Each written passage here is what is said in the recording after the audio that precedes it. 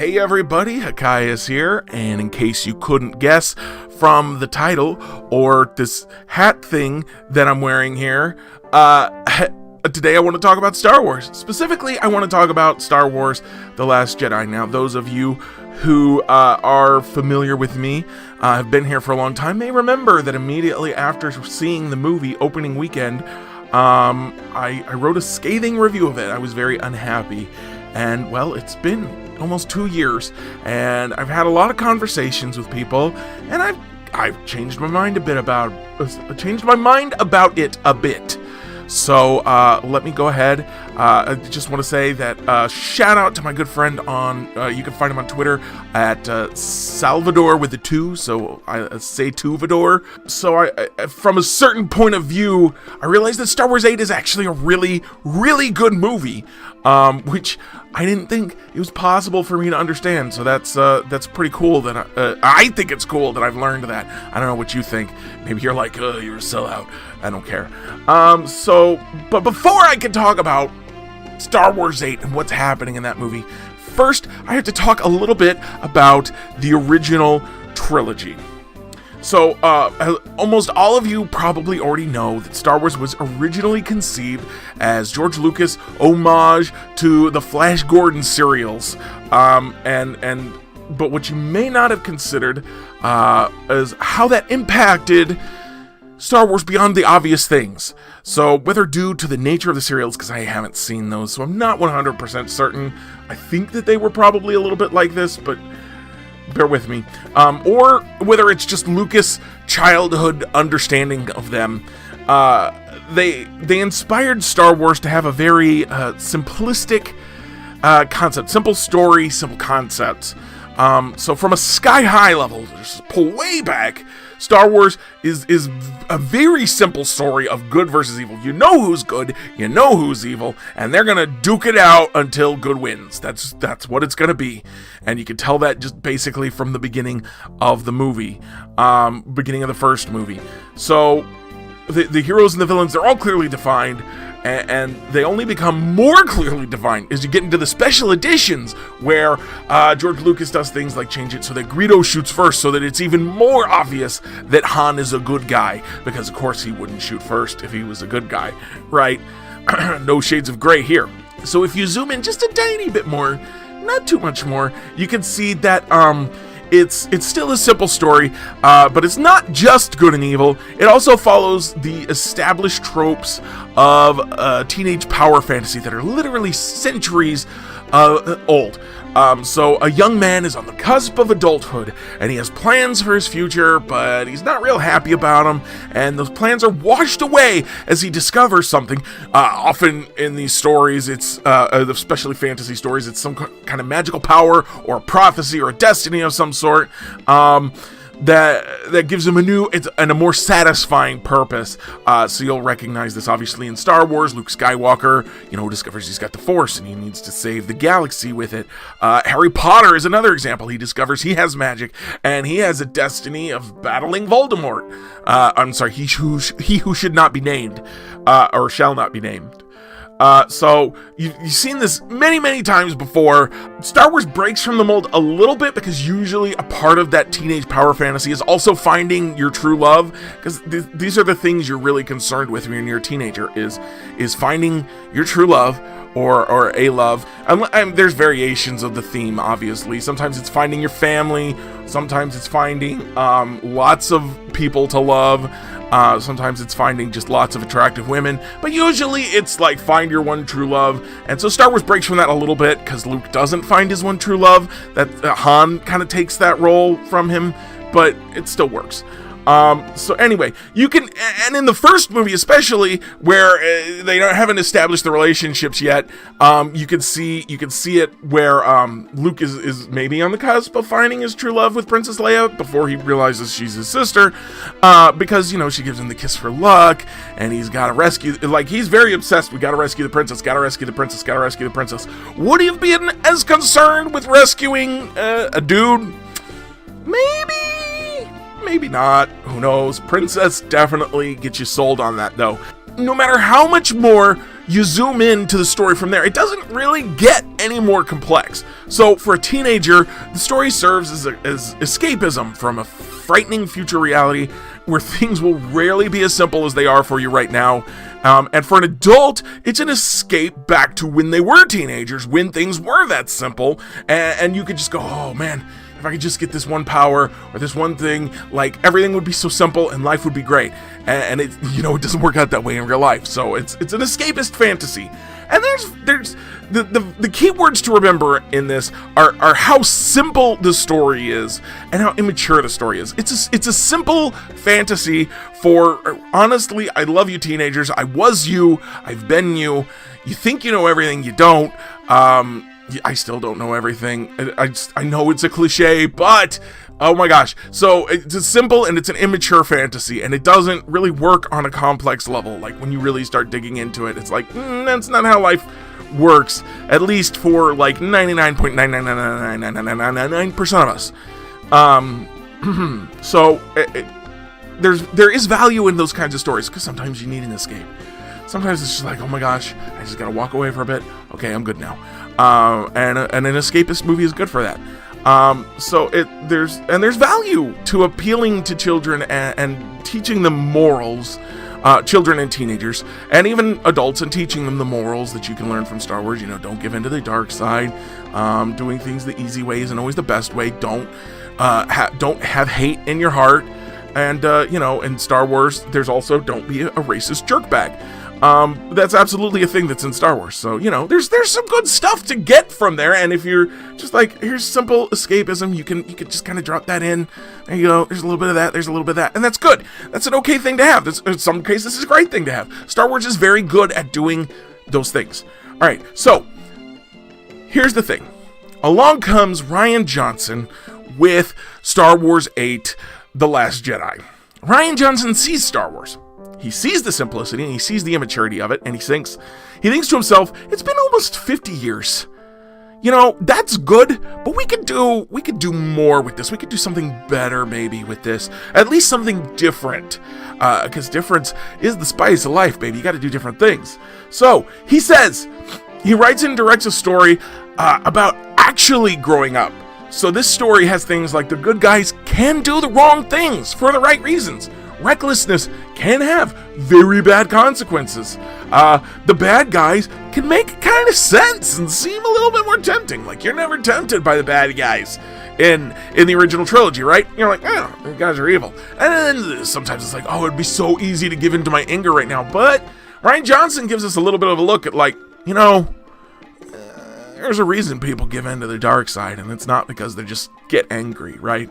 So that's, he does that. And then also, he gives us, the biggest thing I think he gives us that is the most understood, certainly the most misunderstood by me, is our heroes grow old and cranky, and sometimes often we learn that they aren't as perfect as we imagined them to be when we were kids.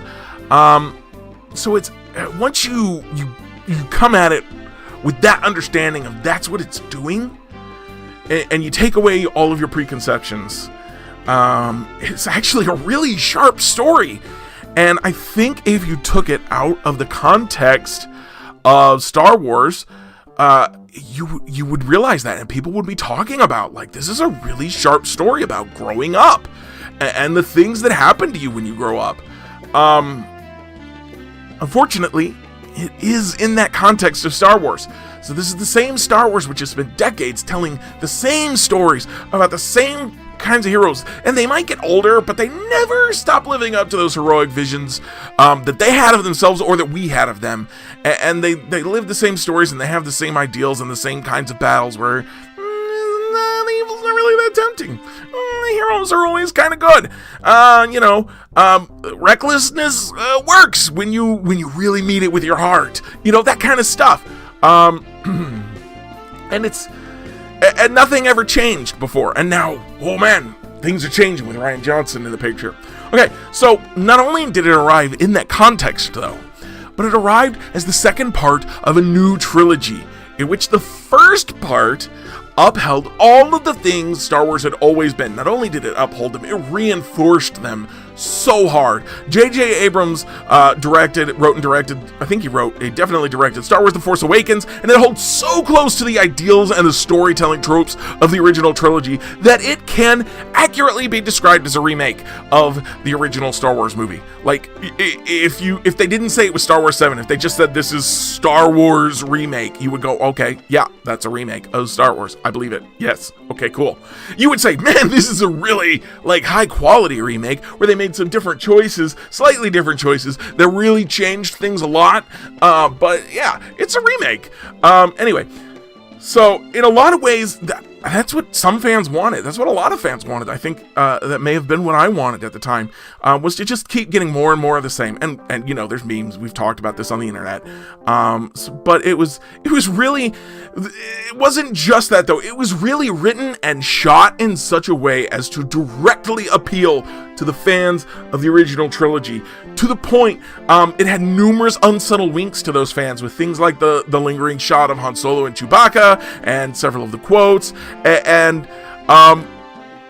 those things appealed to those fans of the original trilogy, but they weren't inclusive. And I don't mean this in a political sense, though we could talk about that if we wanted to. What I mean is, like, just people who weren't immersed in Star Wars lore for the last 30 years. They watch it and they're like, okay, I get that's an inside. It's like if you're hanging out with two old friends, and you're like new friends with them, and they're telling all kinds of inside jokes and they're not really including you. That's kind of what it was J.J. Abrams was having some inside jokes with the old fans, and, you know, it was not really including everybody else. And it's okay to have inside jokes with your friends, but when somebody else is around, it's sometimes better to include them a little bit, even if you explain some of the inside jokes. Anyway, so Rian Johnson, on the other hand, right on the heels of this J.J. Abrams movie, he brings a movie that not only doesn't do the unsubtle nods to the earlier movies, but in many ways, because it was so close to it, it felt like a rebuke of those things.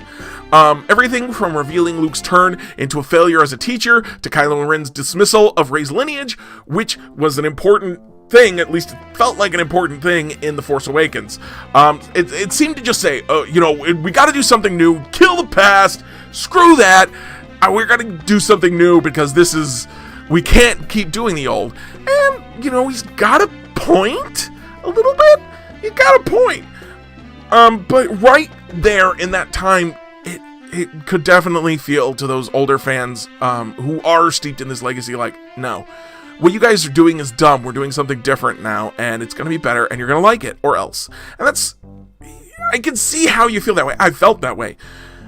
But I don't think that's what he meant to do, or what he was doing. So this was great for the potential new fans who didn't need to intimately know about the earlier movies, about the earlier story being told, but it was upsetting and offensive to some of those older fans. It seems entirely plausible as we look into this that, you know, that Disney had this plan of 3 different directors for the trilogy, and I feel like they were looking at the MCU and were like, we did this in the MCU, it was great, it was awesome, you know?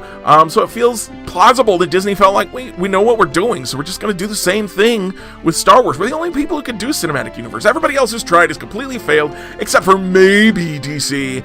And it's not like the DCU is really drawing in a ton of critical or fan praise. Like, it's getting like, okay, it's not that bad, and that's like the highest level of praise it gets. Which sucks, because it would be awesome to have a competitor for the MCU in the DCU. But, you know, that's neither here nor there right now. So, but despite Disney's success with Marvel, it seems they failed to understand the difference between Marvel Comics and Star Wars. So comics have, for a very long time now, presented a wide variety of stories. You've got, you know, all kinds of different superheroes. You got Iron Man, Spider-Man, Deadpool, just off the top of my head. 3 superheroes, very different characters. And you can tell different kinds of stories with different kinds of people in them. And even within those stories, sometimes you see different kinds of stories about different kinds of people. You got Peter Parker Spider-Man, you got Miles Morales Spider-Man, you got Gwen Stacy's Spider-Woman. So, you know, you can do all kinds of different things, and comic book readers are used to it now. They've been dealing with it for decades.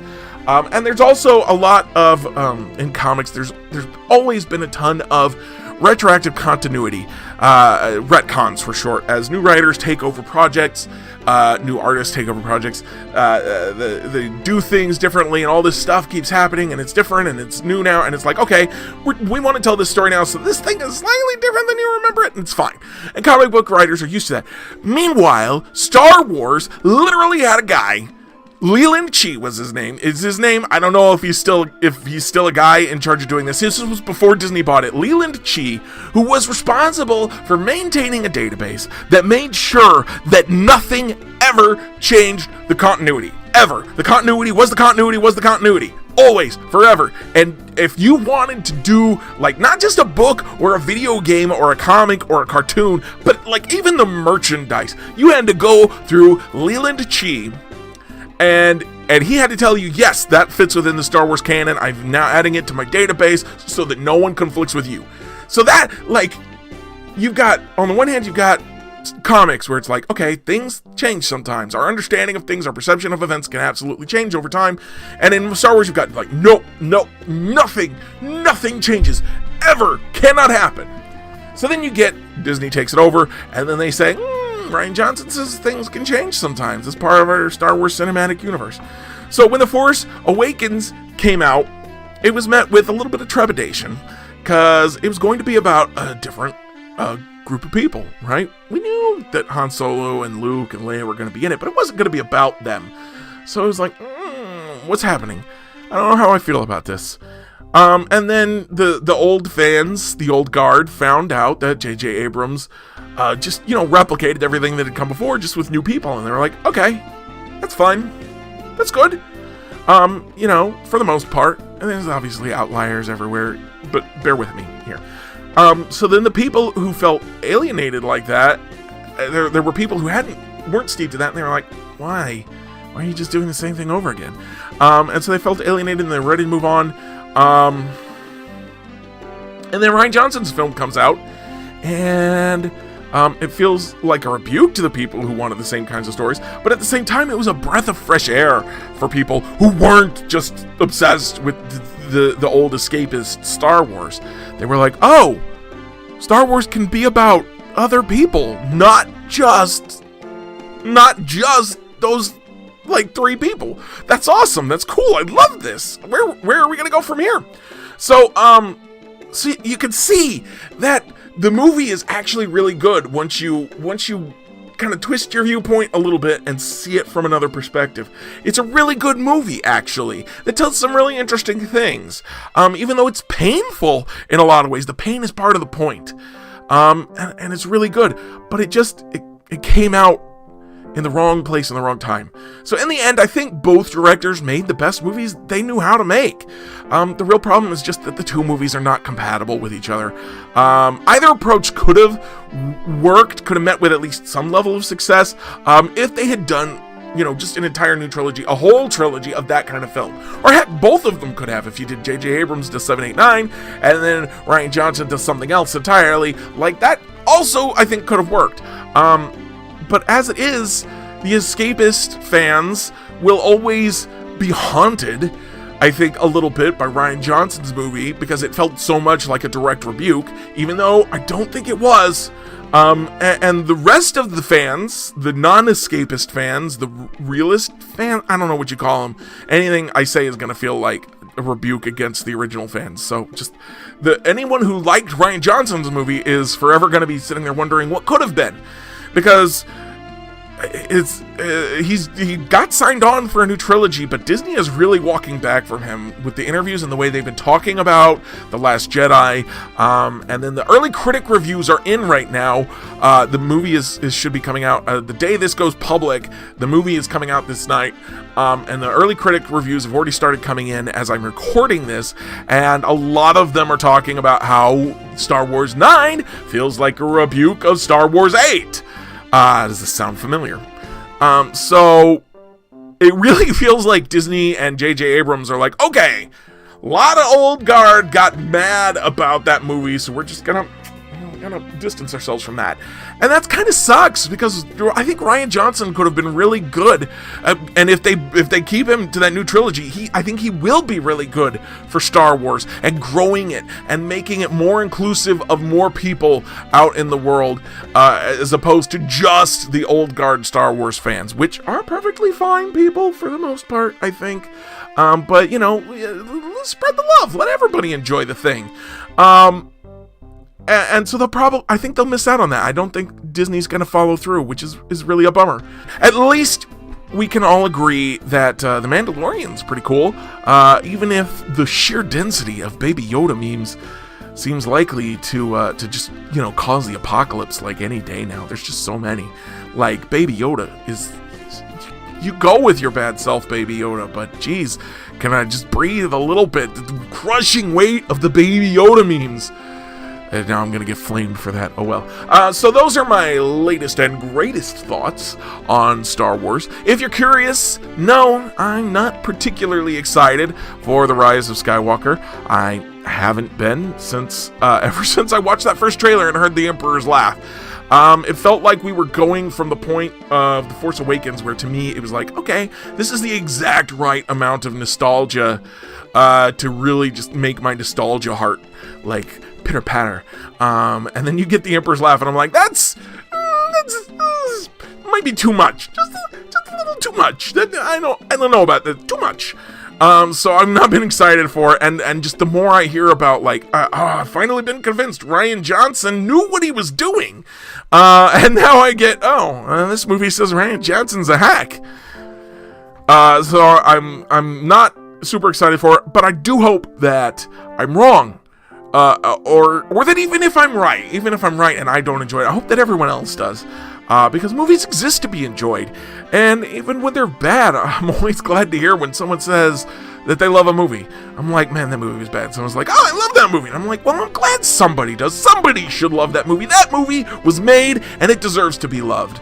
So I hope you'll all leave me some comments to tell me you love all 3 movies in the new trilogy, and they're all great, and you don't see what the problem is. That I would love to hear that. That would be awesome. Just tell me that in the comments down below, or on Twitter. Until next time, I hope you all have a beautiful day, and may all of your paths be paved with hexagonal stones. And this is the part where I do a quick shout out to all of my beautiful patrons. Go to my Patreon, linked in the description below, and sign up for as little as $1 a month to join them in helping me make more videos like this.